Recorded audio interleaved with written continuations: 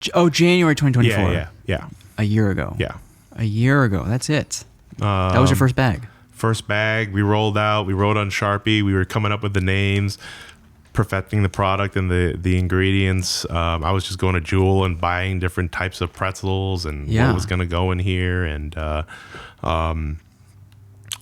slowly but surely, we got to the flavors that we have now. We named them, and then I reached out to Allison at Tiny Bolt to design the packaging. We found a manufacturer to make the bags, and then we were off and running and launched in May, June. We found ourselves with a very, very good launch, and now you can find us in a few stores. Yeah, I saw some reels at Gangnam. Yep. Gangnam was our first brick and mortar partner. Shout out to Phil. You went straight to the retail. It's just like usually the guests that come on is like usually popping up here and there, or maybe independent retailers. Yeah, that was the plan. I'm not going to lie to you. The plan was just to pop up and do small things. But I was talking to one of my best friends, Noah, and he knew Phil Morales, who runs. I haven't met Phil. I'm not sure.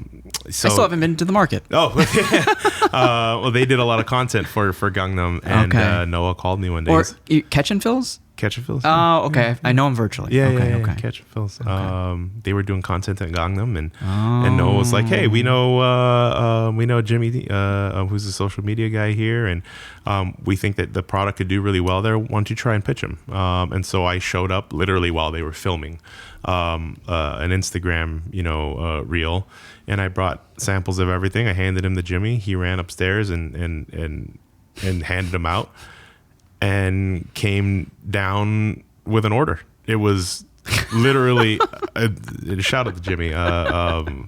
It's amazing. We're actually going to be there this weekend because it's going to be their Lunar New Year. Okay. So we'll be doing samples, and Krackish will be one of the vendors there. But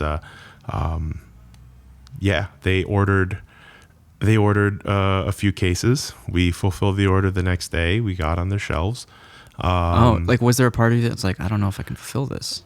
Or it's just at that cusp. We were doing, and we still do manageable orders, right? Okay. That's kind of the big thing of like, I know a few people that I absolutely probably could have pitched to the big guys, the Jewels, the Krogers, but the whole thing with them is they have, their MOQs, their minimum order quantities are in the thousands, and right now, it's me and my brother making this in a commercial facility in Naperville, right?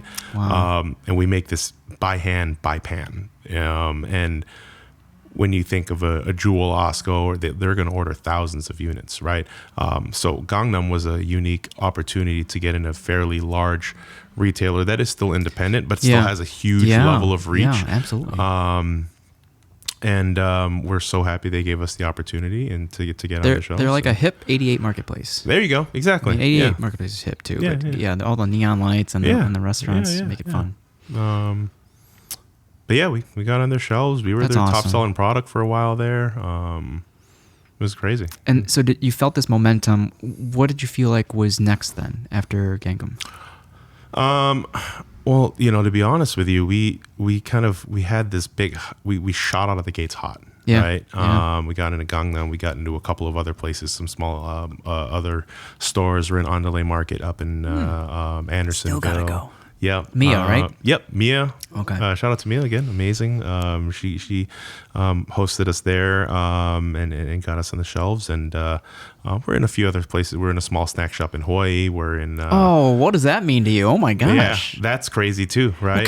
So when we're like... we had that conversation about juxtaposing, the lifestyle here with Hawaii, how saturated would it be to try to sell these snacks or even musubis in Hawaii? Yeah. Would it be tough too? I wouldn't say it would be tough, but it would be one of those things where it's definitely more saturated than here, right? So that's kind of the novelty of it all is these are very unique here. Very not unique at home. Yes. But if I were to go home and open a Chicago hot dog stand, I'd probably kill it, right? So no one's doing that. Or at least there's actually, funnily enough, there is someone doing that, but no one doing it on my island. But That's got to mean a lot, so much to you. It means the world, man. As far as who we deem like not valuable, but like who we want to be seen by. Yeah. It was definitely cool to be, to say like, hey, like that's to watch your product in someone's shopping cart is like it's crazy, to get you to see it tagged on social media, people bringing it to places. I've seen people bringing it on plane trips that say like, now you're even saying like, man, these have been in different countries now, right? Oh, that's super cool. Now, again, we're not Frito-Lay or anything, but it's super cool. And,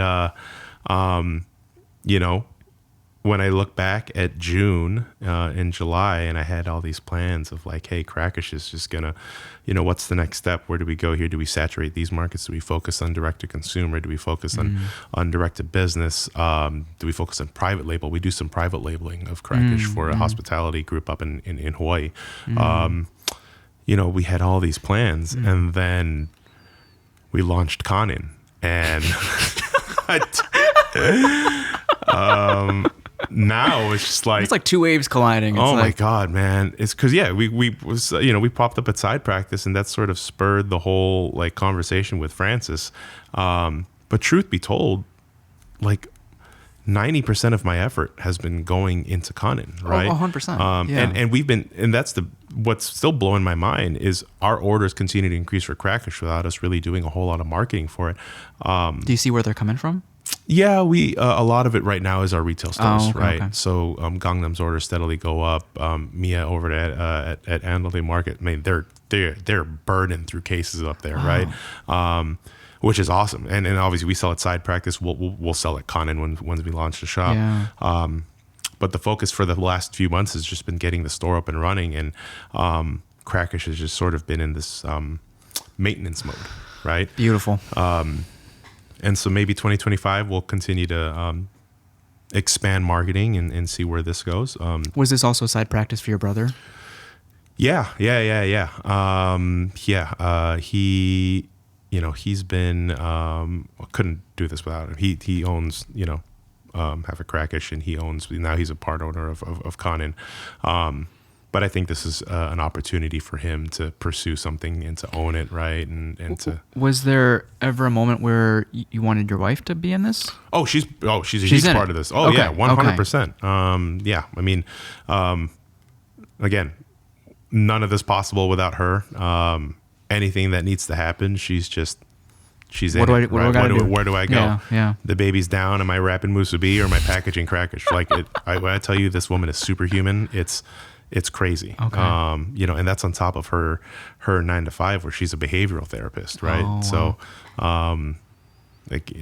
not possible without her. She's involved in everything and as such owns, everything as well. So when you do have time to breathe and put some more effort into this, is it more retailers for you? I mean, you briefly talked about it, or do you feel like you'd get more margins going straight to consumer? We definitely have more margins going straight to consumer.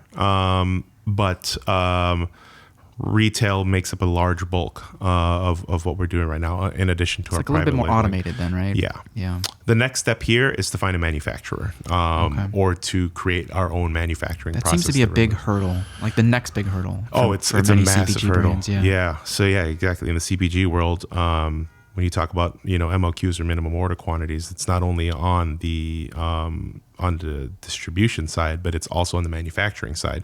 Because for us to even be considered to be on a manufacturing line, so for one, we have to find the right manufacturer who'd be able to replicate what we're doing, at least to a certain degree. And then two, you're probably having to commit to at least 10 to 15,000 pounds of it, right? And so there's this point of like, all right, are there creative ways to finance it though? Oh, there's definitely creative ways. You can obviously bootstrap it. You can raise the money however you want to. But the point of just getting the money wherever you're going to get the money from, if it's not going to come from you, which I'll have to raise money at some point, want to raise money from somewhere. We have to have a proof of concept, right? And I would want to show any potential investors like, hey, here's the sale. So once we get Gangnam launched and we can get this into a little bit more of a steady state, and I can actually have solid projected numbers, then get it to a place where we can get it manufactured, reduce our cost per goods, and then start to expand where we sell and how we sell and how many we sell. So we'll see. Yeah. Hey, what's up, guys? Thanks for tuning in. If you like this video, you might even like this video. If you haven't subscribed, please subscribe right here. I'll see you in the next one.